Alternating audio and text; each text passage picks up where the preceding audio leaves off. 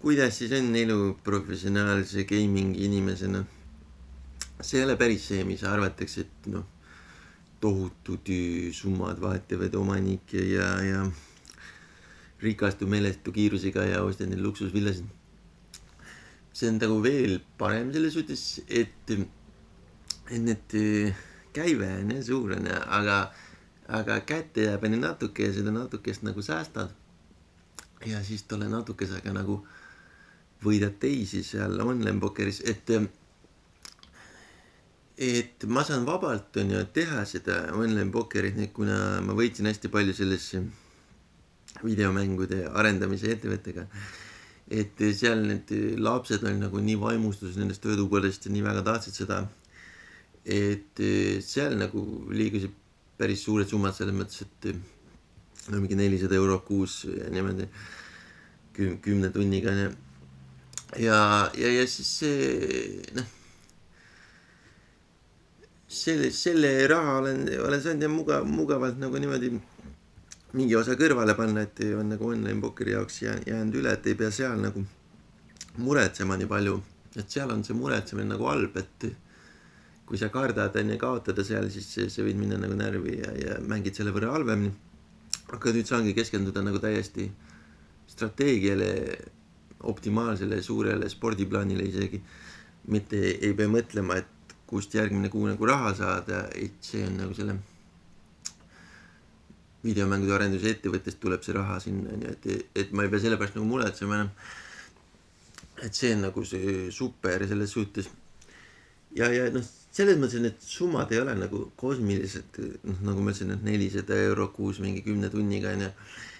Et ta on pere kõrvalt nagu see optimaalne lahendus, optimaalne panus, et ta mis on oluline on ja, et inimesi oleks rahul üldiselt või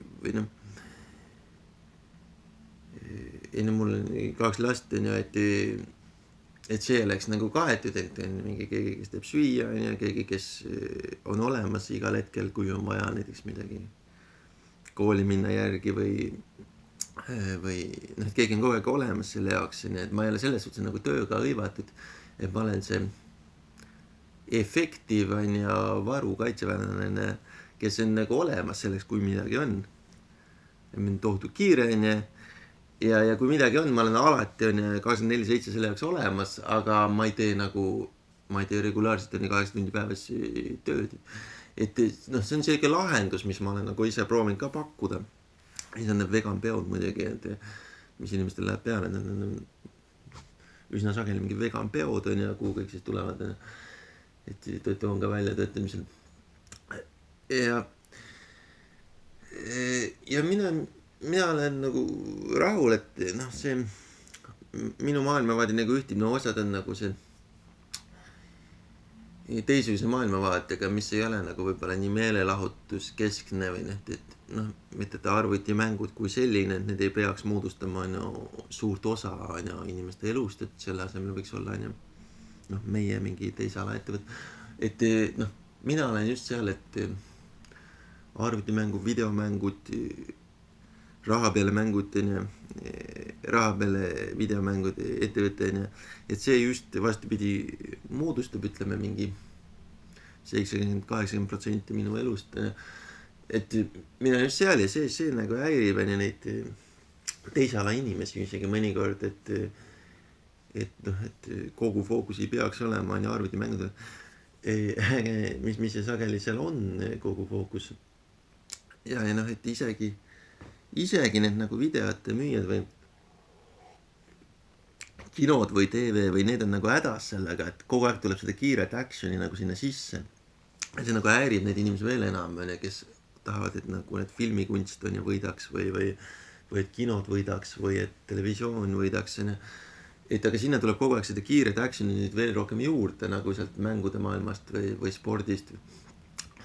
Ja need on nagu hädas sellega, et nende televisioonijaam on nüüd ohus, et kõik on hoopis jooksevad metsas ja ajavad üksteist taga või et selle asemel, et rahulikult vaadata filme. Et et noh, sellele küsimusele me nagu jah ei vasta, et see kiire tegutsemine nagu noh, lihtsalt nagu toimub siiski, noh, ma ise olin ka seda usku, seda meelt, et noh, et ei peaks viitsima tegutseda üldse, ja eriti kui sa oled nagu noor isa, et siis sa võid just nagu puhata, aga lapsed nagu tõmbavad selle action'i nagu käima tegelikult, et noh, nüüd ongi suur tegutsemine, ja keegi ei tea, mis saab, ja isana hakkad ka siis nagu kämblema rohkem, et ei teagi, mis saab, ja siis see nagu tõmbab see action nagu tagasi, et vau, et noh, et päris nii nüüd ei ole, et oleme nüüd kuskil Aasia mingis välisriigis ja ei tea, mis tegevusalal homsest tegevus nagu, et päris nii nüüd ei ole, et ikkagi on see regulaarne ja sobiv GameDev-ettevõtte ülevõtmine siis teiste eluvaldkondade poolt, et sellega nad proovivad tegeleda.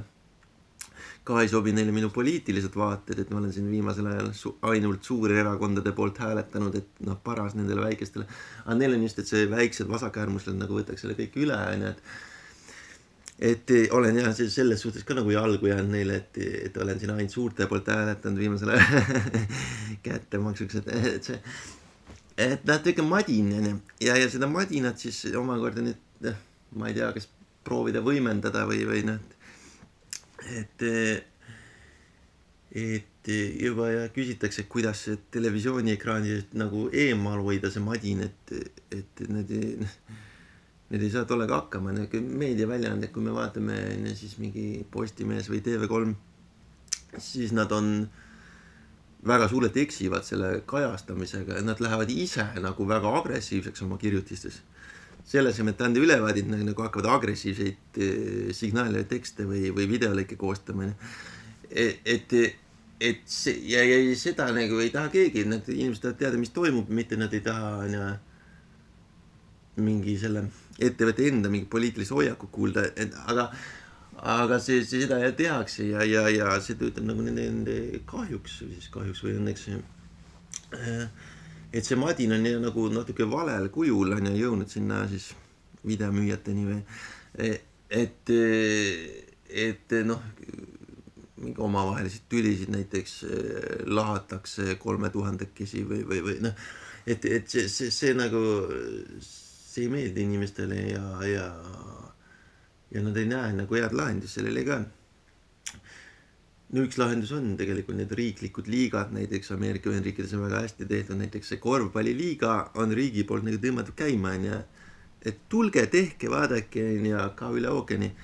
Ja meil on see riiklik liiga, mis on nagu meeldiv ja me ootame, et te ka nagu mängiks osaleks, et see on lahe, et see on nagu noortele suunatud näiteks korvpalliliiga, et seal on see nagu näiteks riigi poolt lahendatud, et kiire action on väga teretulnud, et tehke seda, aga siin on just nagu see, et seda kiiret actionit liiga palju, et see on jõudnud mingitesse kohtadesse, kus ei peaks olema tuhandetele näha ja me ei tea, kuidas selle olukorraga hakkama saada.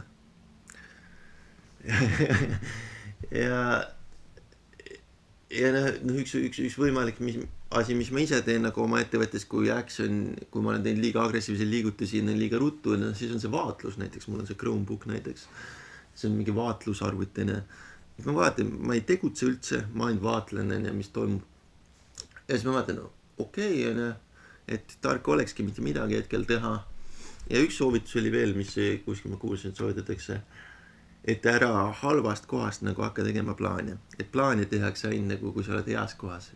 Et kui sa oled halvas kohas, siis järgi seda, mis parasjagu on ja proovi sealt, aga uusi plaane nagu tee, kui sa oled nagu heasse kohta jõudnud.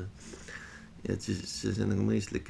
See oli vist mingi maailmakuulus pokkeri treeningsait ja spordipsühholoog või sealt kuskilt tulid siuksed väga kasulikud nõuanded, et halvas kohas ära tee suuri plaane, et see ei ole selleks. Näiteks praegu ka liiga kõrge riskiga mängisin 2 aastat jälle online pokerit, võitsin tohutult. Aga selles mõttes ma olin nagu just halvas kohas, et ma olin mänginud liiga kõrgel 2 aastat. Ja sealt ma ei saa mitte mingi plaani teha, sest need tulemused on tundmatud, tagajärjed on nagu tundmatud, see on nagu gamble, et kui sa mängid enda jaoks liiga kõrgel või liiga suurtel panustel, liiga suure riskiga, sa ei tea tagajärgi ja sa ei saa teha uusi plaane, sa ei saa teha plaane, sest tulemused on tundmatud, nagu selle efekt või see on tundmatu, sa ei tea, mis sa tegid, just. Ja sa ei saa teha mitte mingit plaani. Ja siis meil tulebki kohe minna nagu otse data analüüsi ja ainult data analüüsi. Ja jätta seda actionit samaks või vähemaks, minna data analüüsile. Ja siis me vaatame, vau, mul on nüüd ikkagi, mingi data mul on aasta aega datatane. Ja selle data põhjal, ja nüüd teeme seda selle data põhjal. Ja see on nagu tohutult tulus otsus näiteks või midagi sellist või soovitan läbida ka mingi koolitusi näiteks,